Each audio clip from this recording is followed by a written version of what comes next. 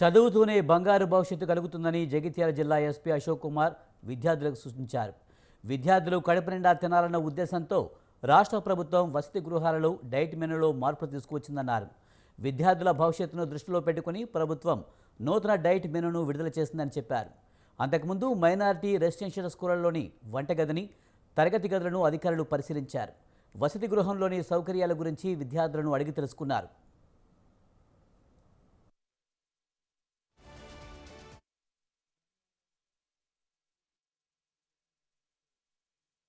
Telangana government ఒక flagship programme launch చేస్తుంది.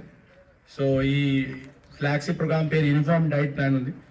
దీంట్లో అన్ని రెసిడెన్షియల్ స్కూల్స్ మన తెలంగాణలో ఏమేమి రెసిడెన్షియల్ స్కూల్స్ ఉన్నాయి అక్కడ ఒకటి కామన్ డైట్ ప్లాన్ పెట్టడం జరిగింది. సో ఈ కామన్ డైట్ ప్లాన్ కాకుండా ఇంకా ఈ ఒకటి SOPs కూడా ఇవ్వడం జరిగింది. మన డార్మెటరీ, మన మెస్ కి, మన క్లాస్ రూమ్ కి ఎట్లా క్లీన్ చేయించాలా, ఎట్లా అక్కడ హైజీన్ మనం పెట్టాలా, సో ఇక్కడ ఎట్లా బుక్స్ ఎట్లా పెట్టాలా, ఆల్ కైండ్ ఆఫ్